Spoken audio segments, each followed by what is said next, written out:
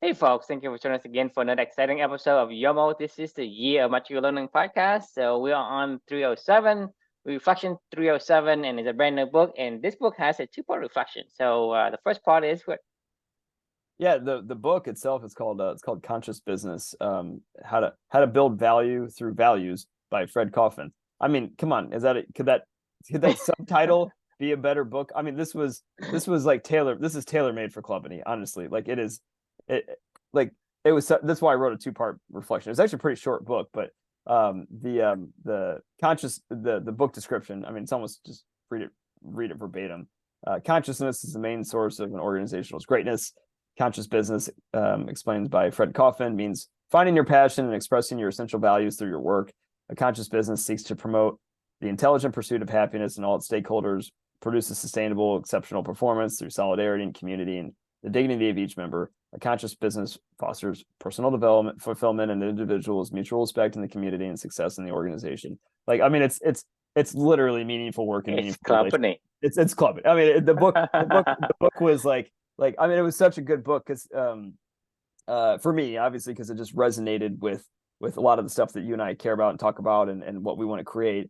And I thought it was a really good book. So that's two-part reflection. Actually, I've noticed this on a lot of these books that I write multiple reflections on.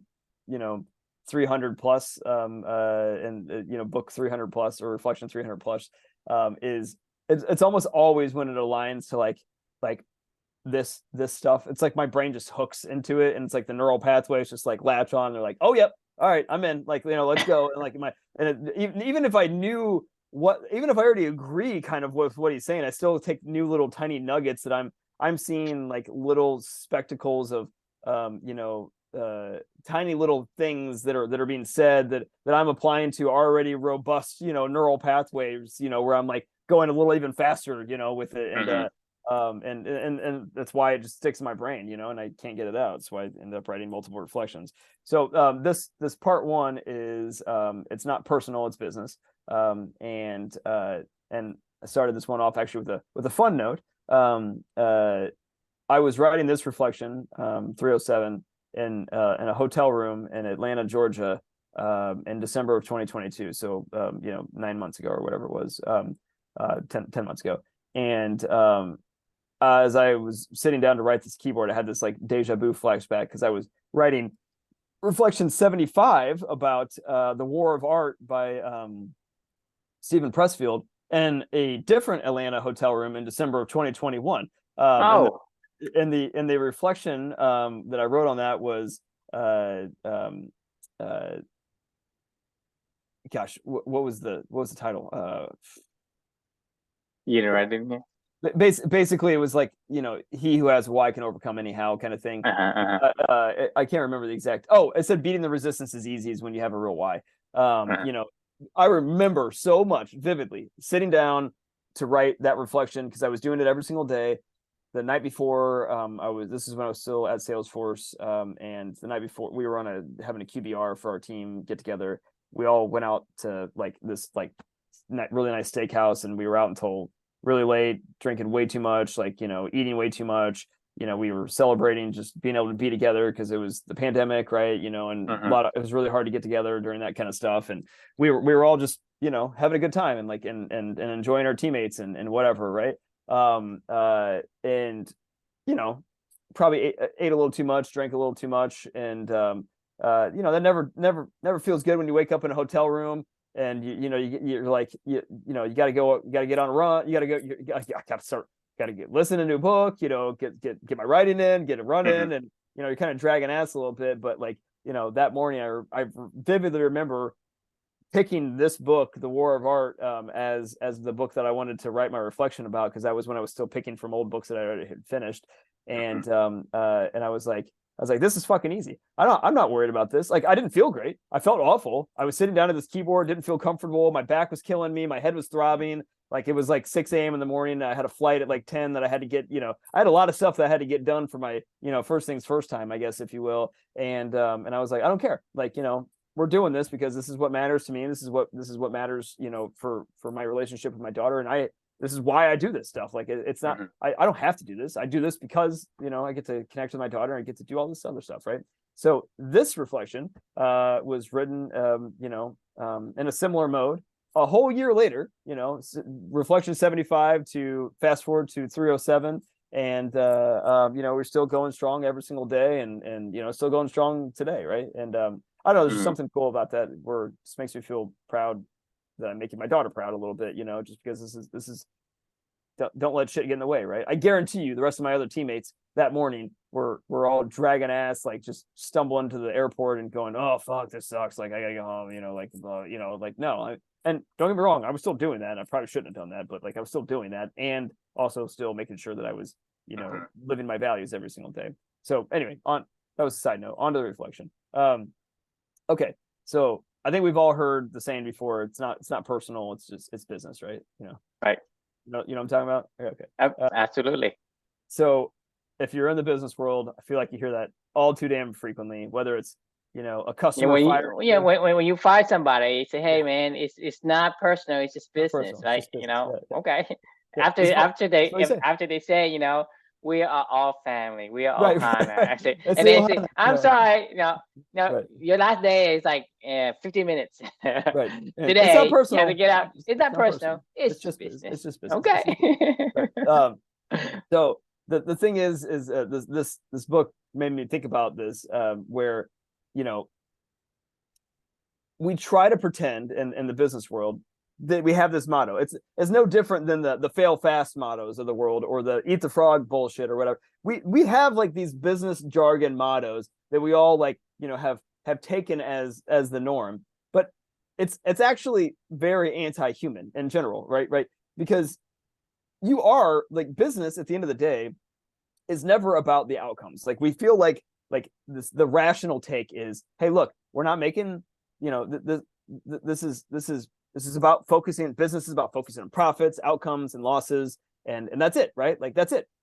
There's nothing more, nothing less. Like it's not personal. It's just business, right? Like we as long as we always just focus on the outcomes and we focus on what we have to do here, like we can separate human emotions and all the other irrational things we do from this very tangible rational thing of that we call business.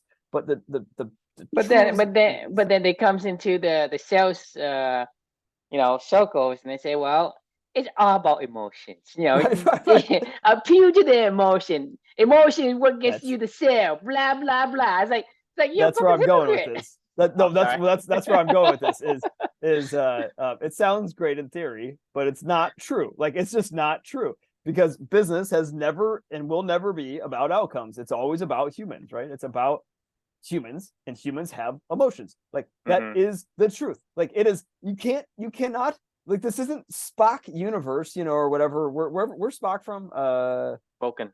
Vulcan. This isn't planet Vulcan where we only, deal with rationality and outcomes. And I love Neil deGrasse Tyson. I just finished another book of his recently, and it was about his cosmic take, a cosmic perspective on civilization, meaning like day to day, like political topics of like race, gender, whatever, blah blah blah. And one of the things that he talked about in that book was, he jokingly signed on, not jokingly, he seriously signed on for like rationality land or something like that, where all decisions and policies are made based off of, rational decisions of like, hey, this is the after science shows us that this is the right way to go, that this is just what we do and we don't argue about it. And if it shows that we don't, then we don't do it, and it's like, okay, man, like, you had me with all this stuff until you started talking about like rationally, because that's not, we're fucking humans. Like we are not rational beings. Like we as much as we want to pretend that we are an emotional. Just like what I keep saying, you cannot be who you want to be. You have to be who you are, because you say, Exactly. I'm not hungry. I'm not hungry. I'm not hungry. Yeah, sure. You're fucking You hungry. can tell yourself all day long, but you start growling. Exactly. You can. We're emotional beings. And business is about humans. So business is really about emotions, right? So this guy had this really good quote. So instead of stop saying, the bottom line is instead of stop saying it's not business or it's not personal, it's business. Business. It should be business is personal, right? Like it is. It truly is. Like business It's is not. personal. No, it's not business. It's personal. everything is personal, right? Like Exactly. everything is personal. So he said this really good quote that I really loved. He was like, maybe it's not, instead of business equals no emotions, it should be, maybe we shift it to business equals no KNOW emotions and act in accordance, right? And I thought that was, beautiful, of like the idea of conscious business is business with a heart, which has humanity at its core. And how do you do that, Drew? You can, the answer.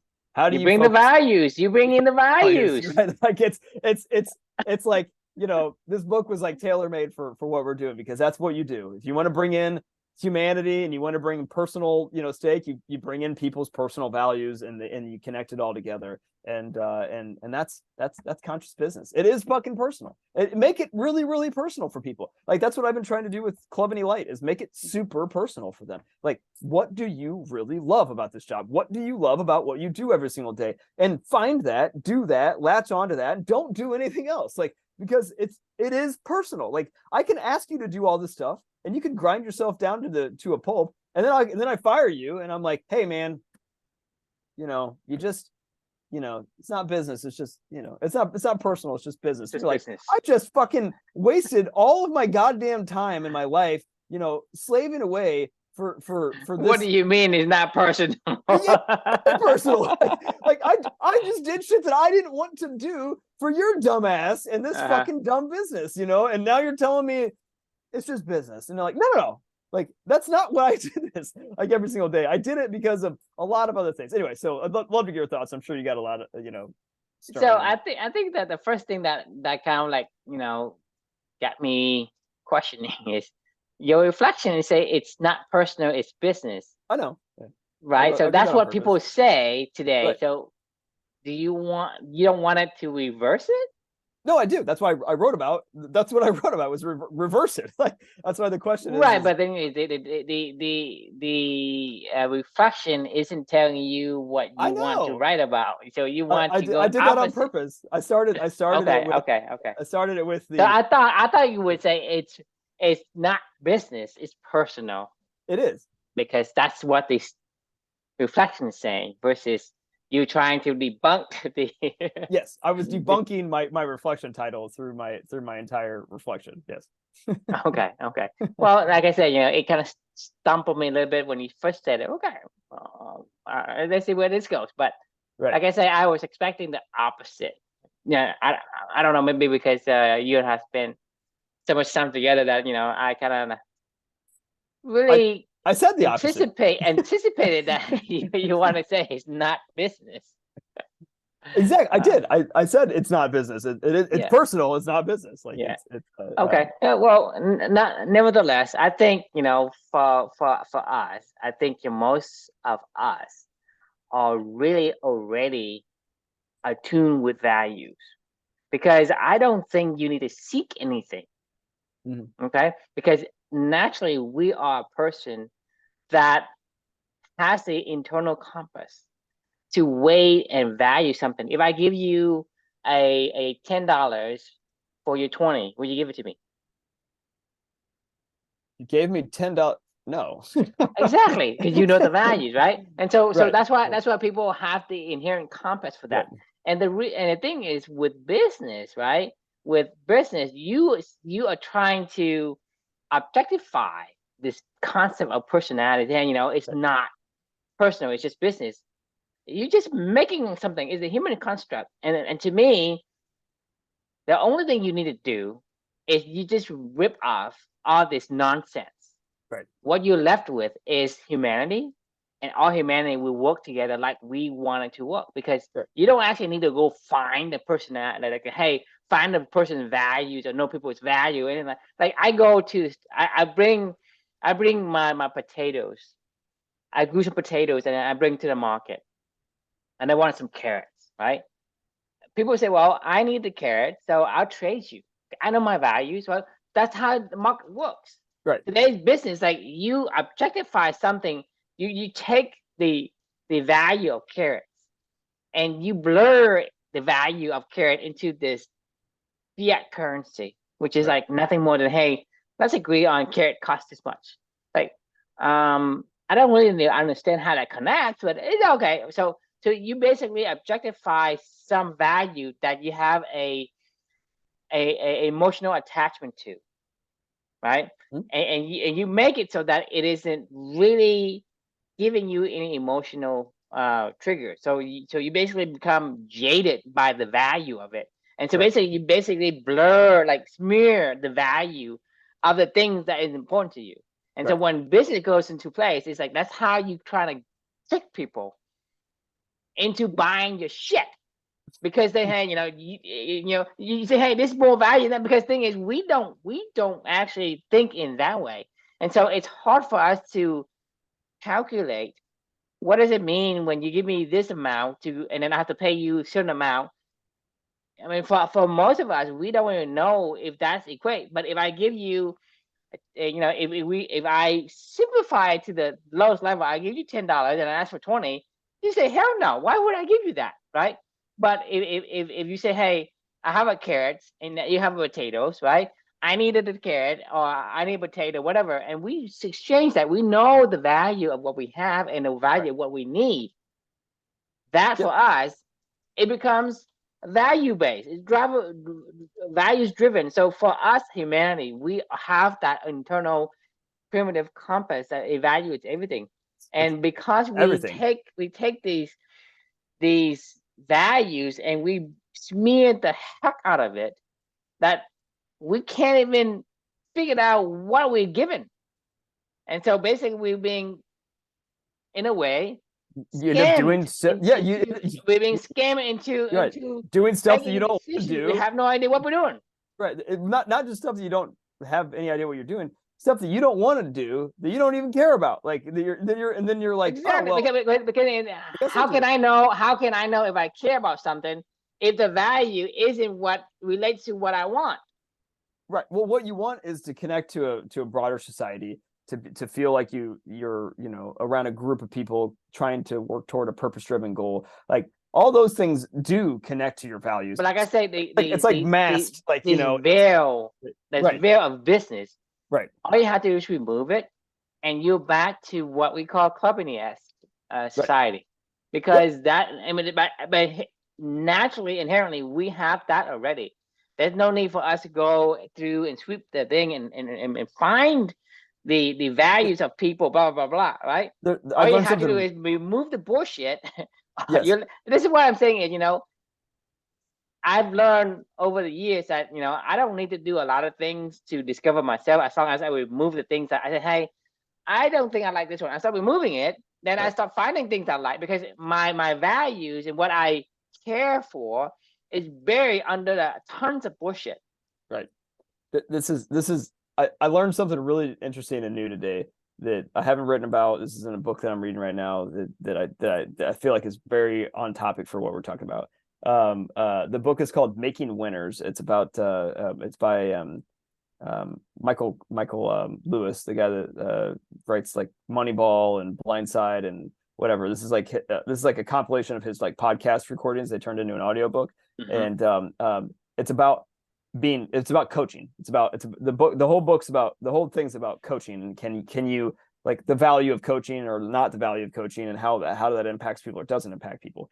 One of the topics that he talks about, ironically, in this book or audio version thing of whatever you want to call this thing, is Tim Gallwey of the Inner Game of Tennis, which is one of my favorite books and one of the ones that we've talked about already on this journey. One that I had my whole team read last month, actually, because like it's just, I reread it, recently after the Clubbing Journey ended, and I was like, man, this is just such a fucking good book.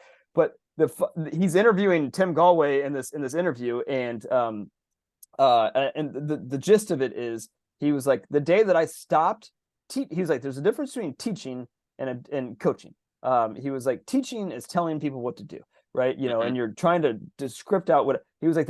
He was like, I had this epiphany one day. He was like, I was so tired. He's a tennis coach. He was like, I was so tired of saying the same thing over and over and over again to the same fucking people all day long. And he was like, I just stopped saying anything. And all of a sudden, magically, people started doing the right stuff on their own. And he was like, what the hell's going on? You know, and this is when he got the inspiration to write this book. So he started to keep investigating this, and he found that like the less that I do, the better that I coach you.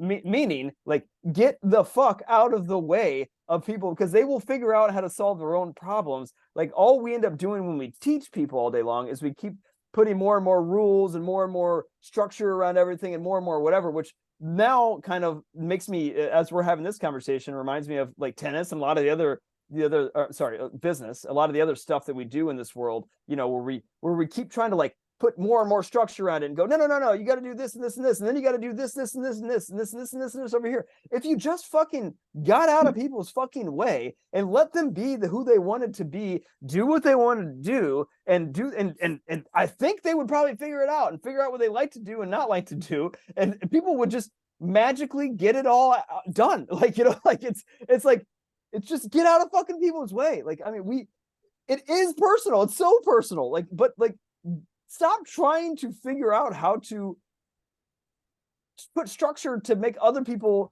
you know, do what you want them to do. You know, like it just let them like do I what said they want to do. before, I say somebody else's key doesn't work on your house. It doesn't work on Exactly. your door. And so this is the you remember the book I talk about the red thread, Yeah. right? So you talk about the guy who said, "Hey, this is how you try." Remember that guy? The guy Pay attention to him. Yeah, the guy is trying to say, "Hey, this is how I do it to memorize the music, whatever," right? Yeah. But the thing is, like, I'm telling you, I'm teaching you how I do my shit. It doesn't apply to you. You have to do your own thing, right? And so the thing is, in order for us to effectively help somebody, isn't to tell them how you should do what I did. It is Right. how you should do How what you should you do it. want to do, and Right. I only giving you what you're doing for you to take and reflect, as if I'm your mirror. Say, hey, you hit it at this angle, okay? And then how do I hit my forehand? Well, I hit it at this angle. You hit it at this angle. Well, you tell me what would you need to adjust to make it go down a little further, right? And you hit it again, and I tell you, yeah, it falls this way. So all I'm telling You you don't is have to even giving know how you to the play tennis. feedback. Right. I'm just giving you feedback of Right. what I see in you. I'm not Right. telling you that, hey, you should do what I did. Right? To me, that's teaching. That is Yes. coaching in a way, right?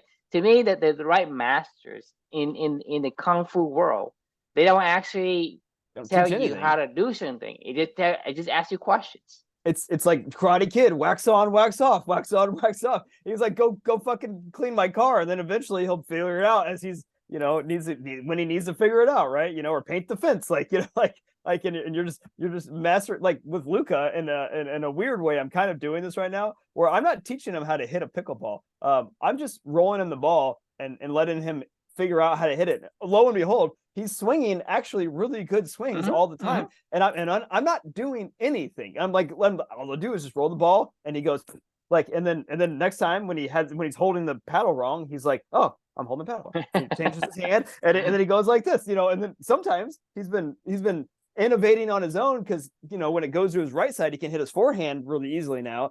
But like when it comes to his left side, he's like, what do I do? So he turns around, and then he takes his hand and he turns it around, and he slaps it one-handed backhand that way. And I'm like, you just figured out how to hit a one-handed backhand, you know? Like, Yeah. I'm not teaching you this. Like, you're just figuring this shit out as you go, and the swing actually looks like the right swing. I mean, and he keeps hitting it harder and harder and harder with the right swing.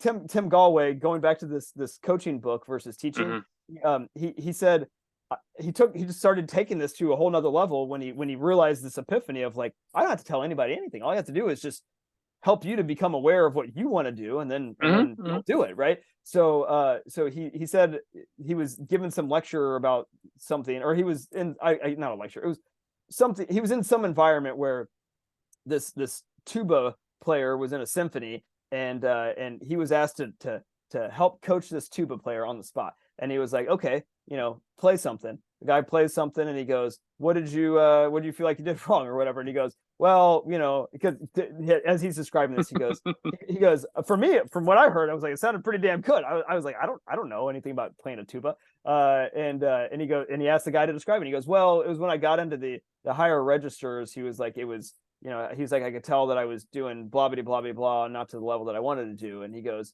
okay, what did you feel like happened when you got there? Like, what, you know, was there anything that you felt like changed when you got like to I that? say, all you do is asking No. questions. The guy goes, yeah, I know what happens. He's like, my tongue actually gets really dry, and I can feel it when my tongue gets dry, and then I know that I can't hit these upper things. And he goes, okay, well, maybe play it again, and this time, like, just focus on your tongue, and if it starts to get dry, like, you know, try to not let that happen or whatever. And he was like, yeah, all right, that's fine. So the guy plays again, and like the whole, after he's done playing, the whole Tim Galway's describing this. He goes, I heard pretty much the same thing. He was like, I once again, I don't know anything about tuba playing. He's like, I didn't hear anything really different. But he goes, as soon as the guy stopped playing, the whole orchestra like stood up, and they were like, oh my God, that was so good.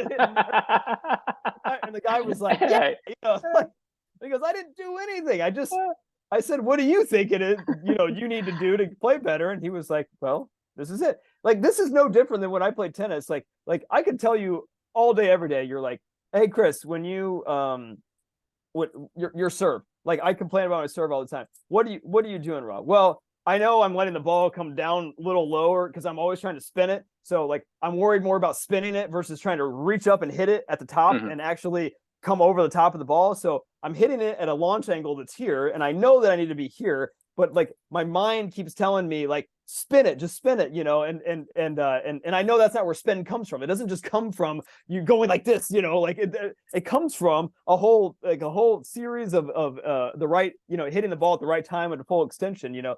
And so if I was Tim Galway, I would be like, okay, Because all I have to do is say, how do you spin a tennis ball, Chris? exactly, right? yeah. And then he's like, you need to hit it first, or maybe so you whatever. I'm just asking you how you did it and how you think it should work. That's all you have to do to coach somebody. That's it. I mean, like, true. Because like, I have no idea how to play tennis, so for me to figure out how to do the spin, I wouldn't know. The only thing I need to ask you is, well, how would you do a spin, Chris? Pretty simple. Like, the ball, if this is your ball and you want it to hit topspin, you hit it here because it'll make the ball go this way. You want to hit backspin, you hit it here, right? Because it'll make the ball go this way. So if you turn your wrist before it touches the ball, would that make it spin, Chris? Well, no, not necessarily. So that's, I mean, it doesn't matter. It's where you make contact. It's the questions of figuring out what are you doing, and all it does is get your mind thinking. Because you're more suited to figure out how to solve your own problem than me, because you're the expert. I'm not. I'm just asking the question how you did it. No joke. Today I was out. I had like meetings from, I don't know, I feel like I had like 6 hours straight of meetings, and I had like this 1 hour gap. And you know how the past 2 months I've been doing like 30 minutes of tennis or pickleball or whatever. I haven't been able to do it very much this month, just because I did it so hard for the past couple of months, and I was like, yeah, you know, I'd probably take a little bit of break. So I've been doing it sporadically whenever I had full time. Well, today I was like, man, I really just want to get out of here, and just, it's such a nice day out. I was like, I'm gonna go. I had an hour between meetings. As soon as I got done with my meeting, ran downstairs, changed my clothes really fast, sprinted out the door. The courts were 2 minutes away. Got down to the courts in like 5 minutes, and I was, you know, hitting a bunch of balls. Well, as I was hitting balls, I was like, I want to work on trying to float backspin shots out on the corner. If I'm having to go on a dead sprint to try to get it, how can I stop my momentum?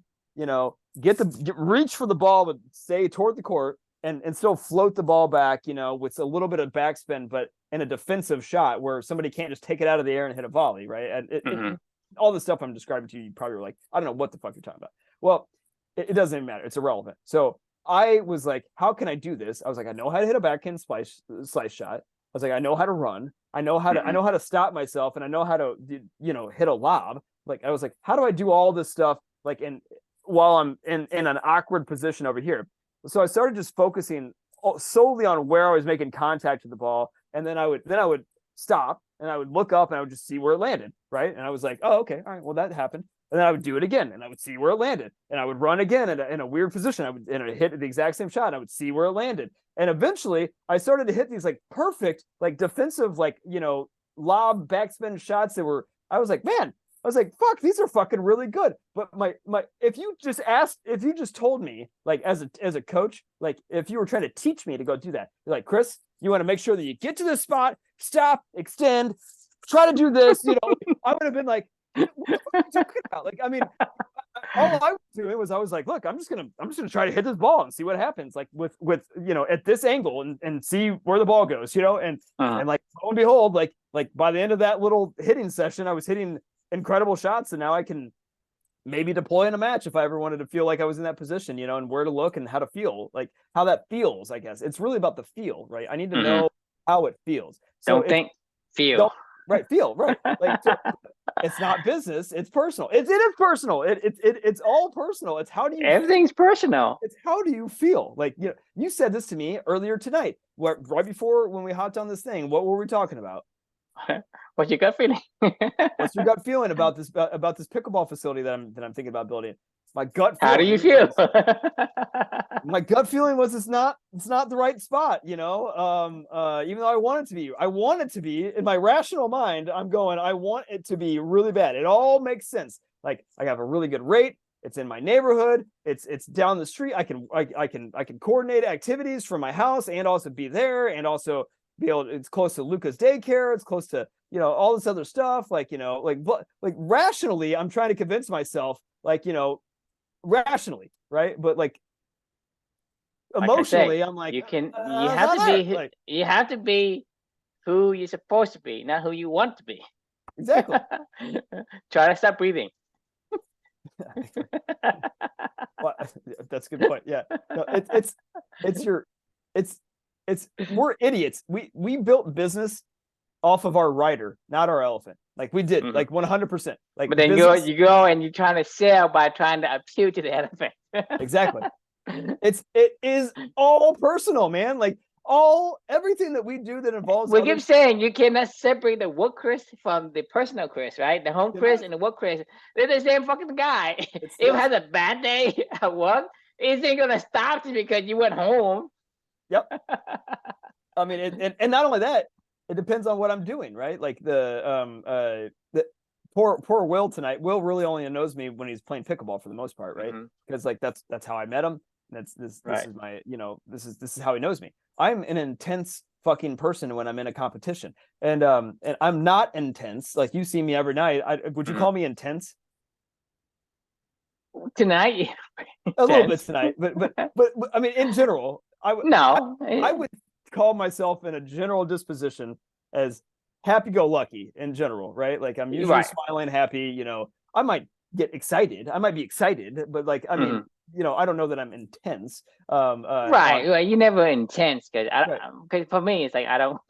I mean, I've got to the point where intensity is like, what does that have to do with me? Exactly. You want to get angry? Okay, get angry. You want to call me ugly? Okay, I'm ugly. What do you want me to say? I'm not gonna say no. How are you gonna judge that, right? Yeah, right. Right. It's hard. It's hard for anybody to understand that. Well, true. You're a dumbass. Okay. There's no argument there. Yeah. In certain areas of your life, you probably are a dumbass. In certain areas of your life, you're definitely not. Most of my life, I'm a dumbass. Exactly. But I wouldn't. The first thing I wouldn't say about you would be True's a dumbass. I would say True's actually really, really smart in areas that True wants to be really, really smart in. I'm sure you're a total dipshit and. Just like all of us, I mean, there's no way you can be a genius at everything that you do, but the stuff that you really care about, I know you are not a dumbass when it comes to coding. I mean, it's just like you have to understand you cannot be both tall and short at the same time because it's just opposites.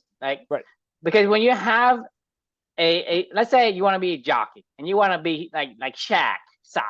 You cannot win a fucking pony race if you're fucking Shaq and riding on a fucking donkey, right? And vice versa, you can't be a basketball player. Exactly, you can't be a basketball player if you're a fucking jockey. So you cannot be both. So you cannot have of all of the values and all of the characters and traits you have in the world. You cannot have everything. So you're gonna have to be a fucking dumbass in most cases. Who you are, right? And be a genius in only one of the cases that matters to you. And that's all about it. You think logically about it, right? You think about it. How can you be so good at everything? How can you do that? Because when you're good at everything, you're good at nothing. Right. Right. Yeah, I agree. Because, I mean, there's no depth. There's no depth into whatever that you do. You're a D+ student and everything. Great. Like, I mean, it's cool. I'm not saying that you have to be an A student, but like you should get an A in at least one subject. I would think. No, you always. I guarantee you will be an A student in anything that you like to do. Yeah, I like to make soap. I'm very good at it. I would like to make candles. I'll be good at it. I like to go fishing. I'll be good at it. I like to, go play poker. I'm very good at it. If I like something, like for me, like I like football, right? You can put me in a game. I can tell you like a certain like play, whatever. I can pretty much tell you the strategies of what people are doing there because I'm so like addicted to it. Like at a certain point in time, right? I was so addicted. I know exactly how much somebody has how many tackles they make. How much they tackles? make money per year. You know how many tackles somebody had on a season? Tackles, how many passes, how many Jesus. what school they come from, everything. When you talk about all the fucking little details, all the players, not just the starters, like right. all of the players, like even the backups. I always see the backup of the backups. Like, how the fuck do you do that? It's like, well, the thing is, to most people that cannot really like happen. But you have, if you like something so much that you want to have the information as much as you can get. You're gonna spend as much, because then a lot of times, like for take you for example, right? You play tennis so much that your wife is on the edge of killing you. No, that's not. That's not. Because you say you spend too much time. That was just the month that I was doing the daily tennis thing. But the thing is, actually, it wasn't even that month. It was the month that I did pickleball, because then I kept tennis and pickleball. That was when it got out of control. But yeah. But like I say, you have to control it. Otherwise, somebody is gonna get mad at you. Oh, yeah. Right? Because the thing is, if you didn't have a wife or a kid, you would probably play more, wouldn't you? For sure, I would play more. Exactly. That's my point, because you want to get as much as you can without giving up the thing that you care about. You care about your wife, so you have because this is have enough weight for me to lower my intensity of playing, right? So like I say, if like I said, when I was younger, I have no wife, no kid. I know all that. I know the playbook. I know the players. I know where they come from. I know who drafted them. I knew like the salary. I know their height. I know their speed. I know their agility. I know a bunch of all this because you wanted to. You learned it. Nobody told you to do this. Exactly. Like you did it because you wanted to do that. And that's the thing. Do you think I'm an A student in that? Of course, you're probably an A+ student. Exactly. Yeah. I guarantee you, when you love something, you will be an A student no matter what. Then you're gonna be an F student and everything else. And to me, this is the way. Love is an emotion, right? Love is a fucking emotion. It is not. Like it is not a rational thing. Try to stop breathing. You can't. Like it's something you just are compelled. You are drawn. You are drawn to it, and you have to understand that people have multiple of these core values, and something has to scale back a little bit. For me, it's like I don't get into it as much, but I still get hooked into watching Sunday football. If I get a glimpse of it, I can't stop. It's one of those things where you're gonna have to keep it out of sight, out of mind for me because right now it's like I have 4 kids, right? A wife and 4 kids, and I'm the breadwinner of the family, and I have to do everything else. So I have little time. So Sunday and whatever, like I gotta go to church. I gotta do my fatherly duties. Take them to go to like Sunday school and pick them up and get them, take them out to have Sunday brunch, dinner, whatever. So doing all these things. So I don't have time for these things, right? I can sacrifice my family for the football or the football for the family. But even once in a while, if I were to saw something, right, I got hooked to it, and I would spend like Sunday doing just nothing but watching football. I mean, I believe it. It's it's not like it goes away. It doesn't go away, right? Yeah. It's like I mean, if you're Okay, I mean, I smoked for many years of my life when I was younger, back in college, and a few years out of college and stuff. I liked it a lot. I still like the idea of smoking. I know that it's bad, and I don't smoke, and I haven't smoked in many years.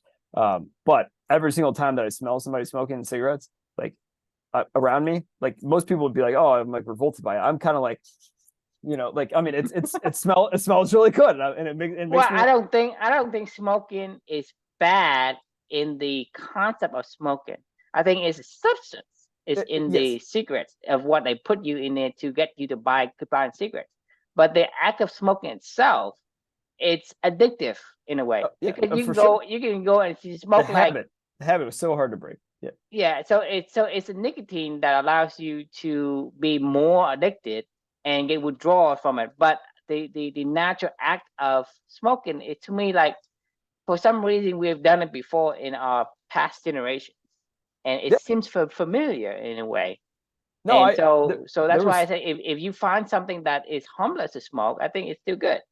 It to me it's relaxing for me, and it's not. It's soothing. like gambling for me now. Like I can't go into a casino. I can't play game poker with my friends. I Right, can't. because Yeah. out of sight, out I, of mind, just like me. right. Because Exactly. if I go to The turn on the TV and the football is happening there, I will stick there and then watch until somebody actually pull me away from it. And for yes. you, get yourself close to a casino, they'll get injured into the poker table. The last time that I played any gambling, the last time I gambled at all, like at all, like even okay, I guess technically I do March Madness, or something like that. Like that's so like not gamble. It's like a Well, it, that's not the same kind of gambling as no, it's not. poker. It's It's not it's the a same long thing, it's right? long Because term, but I guess I've always done March Madness, right? Or so I'm just making sure that I'm crystal clear. Like I've done fantasy football where I pay well, 20 we're bucks, playing lotteries is a right. game is a gambling. I don't play the lottery. I'm I saying mean, like I'm just I just want saying, to put a playing caveat. Yeah, the gambling in itself is still of a general broad right. category that you can't really say, hey, it's gambling. It is the act of playing poker, the act of Yeah, competing against. and blackjack and it's roulette for more me, like defined those. than Yeah, just right. like I say, the act of competing against something with a certain because like your competitive nature That's it what comes happens. out. It Yeah, comes out, like right? We say, okay, so this it's is a all game. This is yeah, a game, right? yeah, And I need to win. I yeah. need to figure out how to beat the game. And so that comes out and it takes over, right? It And it that's why I'm saying is try it to stop breathing consumes me. because it's Like naturally who you're supposed to do, and it's gonna drive you because like I say, stop breathing or stop eating. You can't say, hey, I'm this robot. I don't need air. Blah blah blah. Try right, to say that. Try to say I'm a fucking robot. You can't. right. So whenever you are at a poker table, your competitive nature comes out, and so that's why I This get hooked. But this is the talking why about gambling isn't so gambling is so broad. When you can say, well, gambling mean hey, I can go and pick job A versus job B. That's gambling too. that's true. That's a very good point. It's games of chance at a casino for sure. Like is like blackjack, roulette, whatever, in poker for sure. But that's this whole conversation that we're on now started when I said Will tonight. I was talking to Will and we were kind of lightheartedly shooting the shit about some of the stuff and I was like, look, I'm not like an intense dude. And he was like, you're not an intense guy. like he was like, what? I was like, yeah, I guess you don't really know me enough yet because you only know me from really pickleball. But I was like, yeah, no, that's not who I am all the time. I'm not somebody that looks like I'm gonna try to rip somebody's face off. But you Like are intense when you're in a game, though. when I'm in a game. Yes, That's what Will sees you yes, yeah, 80% of the time. So right. his assessment is what he knows. Exactly. No, and that's the thing. Is like I'm probably an And then intimidating. when you say, "Hey, I'm not intense," like, what the fuck are you talking about? Yeah, Every like single time you try to whack something out somebody. that's exactly true. That's exactly how I was when I would gamble too. Like to your point of like this is when like I would get so locked in and focused, and so the competition would just pour out of me, like and like my friends could even take me away from they could literally try to drag me away from a The only poker thing they can table, do is and I'm knock gonna you punch them. unconscious, Like, and yeah, they can knock you unconscious and drag you out of there. I mean, I am intense and things that I love. Like if you try to interrupt me when I'm writing in the morning or something like that, like my wife has seen this a Well, few when you times, think where about I'm it, like, try to "Fuck, what the stop me fuck?" from breathing. Try to stop me from breathing.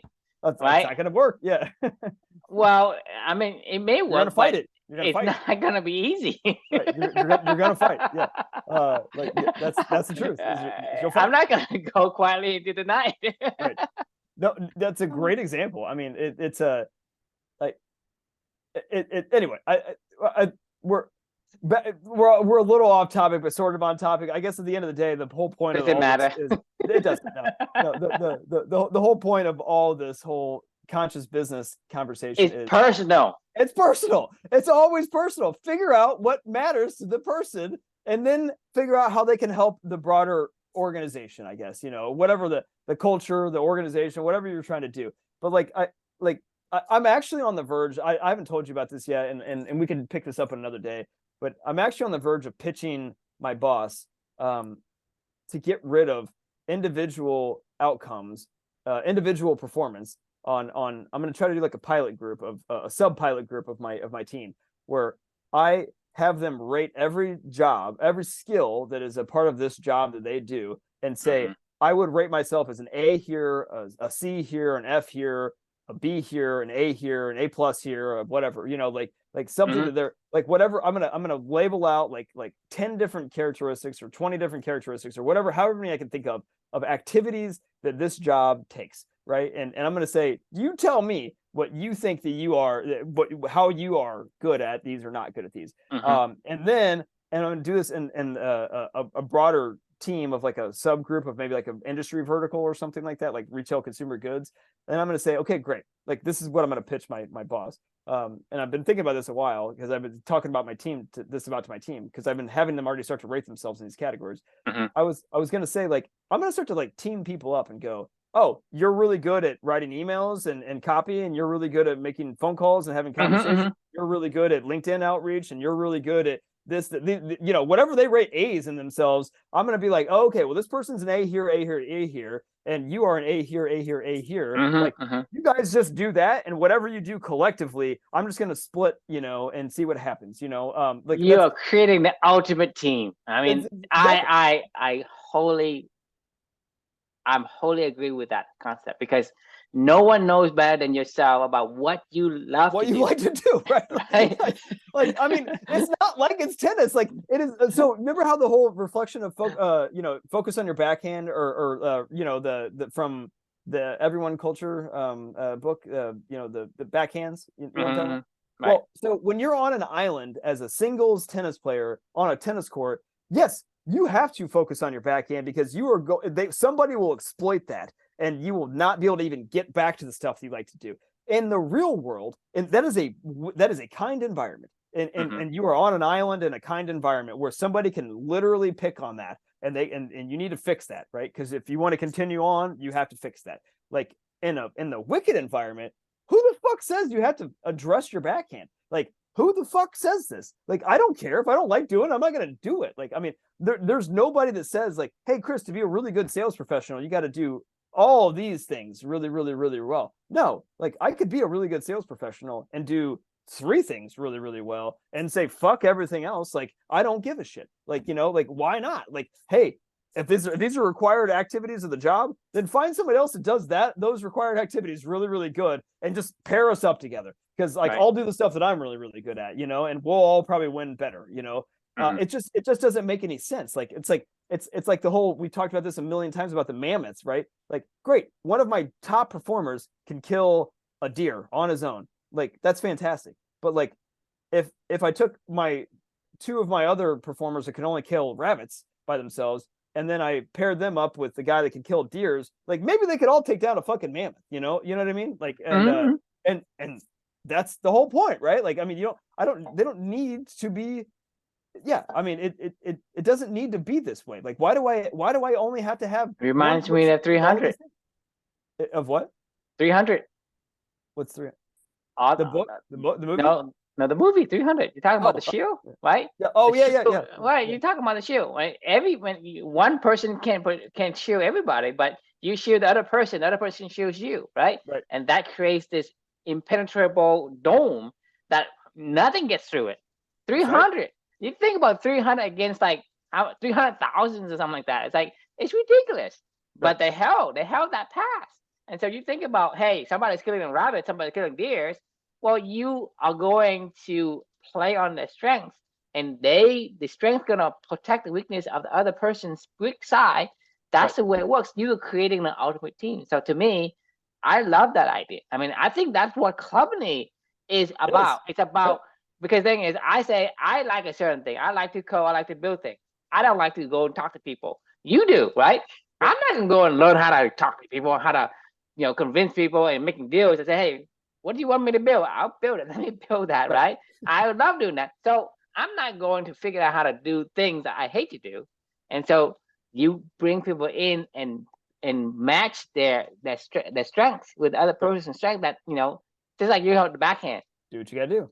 You don't need to work on your backhand. You just need to find somebody who is just good. has a great backhand, right? Like find somebody that has a great backhand that maybe has a shitty forehand. Like exactly. Ryan, the guy that I love playing doubles with, has an amazing backhand. Like, and I have a really good forehand. Like, so compared when we pair up together, like people It's get hard really to beat you. frustrated. Right? It's really hard to beat us because they're like, Jesus, I don't know where to hit the fucking ball against you guys, And I'm like, yeah. Like I don't have to ever hit my backhand because I'm like Ryan's gonna be there. Like he'll hit it. Like I don't need to worry about it. You hit it to this side of the court and you hit it, you're fucked. You hit it to that side of the court, you're fucked. Like don't do it. Like where are you gonna hit it? Like that's the truth, And people get really frustrated when that happens.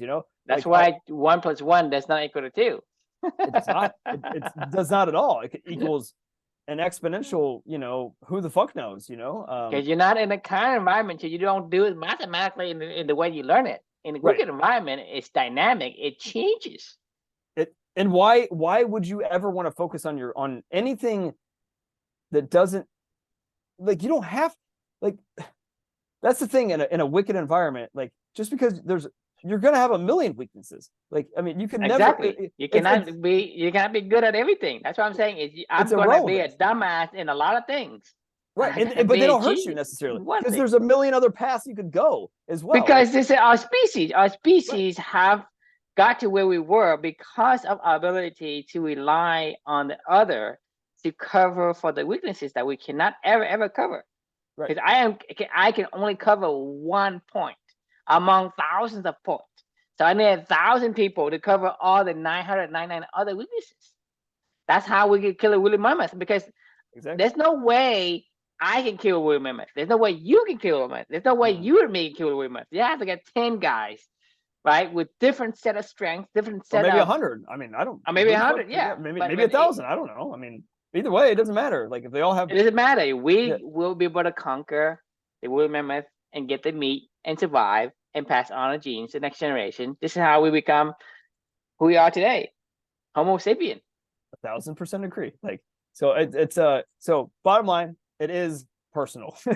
It's always personal. So the more that we can treat it that way, there's nothing else. Like there's nothing else.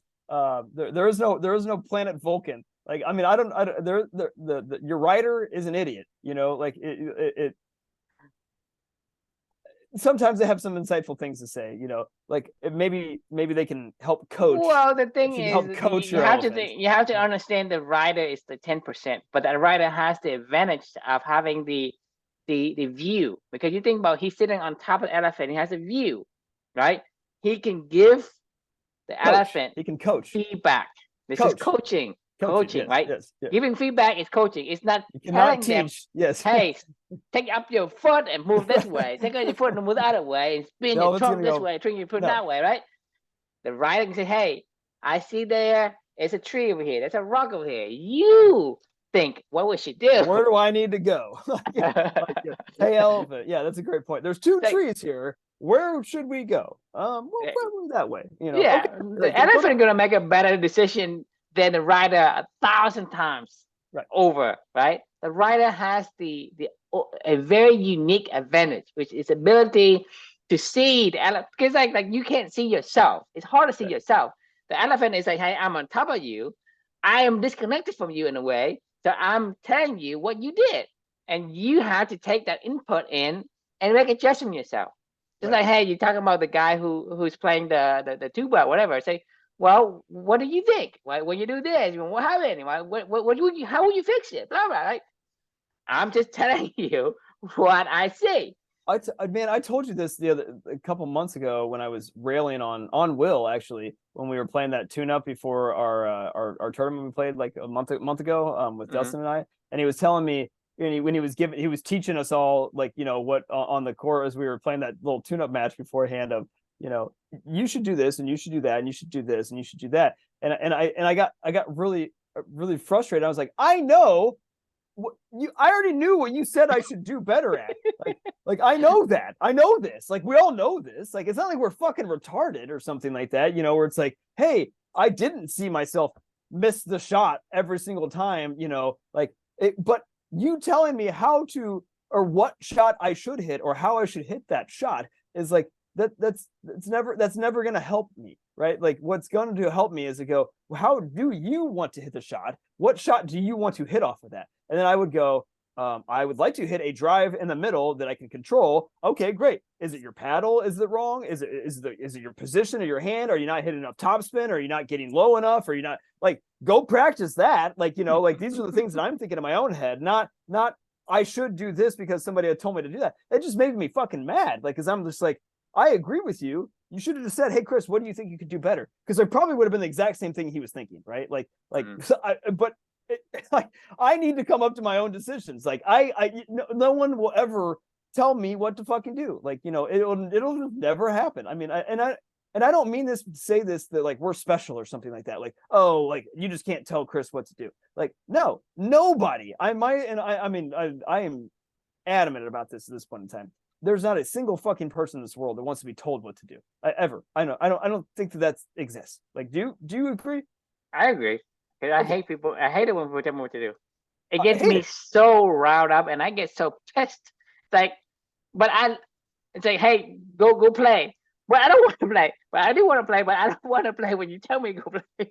That's I don't know oh my God. why. It's just, and like That's I like said, kids, man. it's not like I want to. It's not like consciously I want to be defiant. It is who I am. It's like I take telling you this primitive thing. Hey, try to stop breathing. It's not like I try to become this non-breathing person. I can do it. I cannot be who I'm not supposed to be. Man, you see this with your kids all the time. I see it with Luca all the time. You know, it's like you could literally ask him, hey, do you want to do what you always want to do? And he'll go, no. And you're like, what? Like I just said, do you want to like go watch Sesame Street? Like you always ask to do. No. Like, and you're like, what? And then 5 minutes later, it's like, watch Elmo. And you're like, what? You're like, what? I mean, like it's we're like we just don't like to be told what to do. Like, you know, but he knows what he wants to do. All right, that was my final thought. Any final thoughts for you? It's all personal. It's nothing else. Just remove the bullshit. Agreed. Agreed. I don't think you can say it any better than that.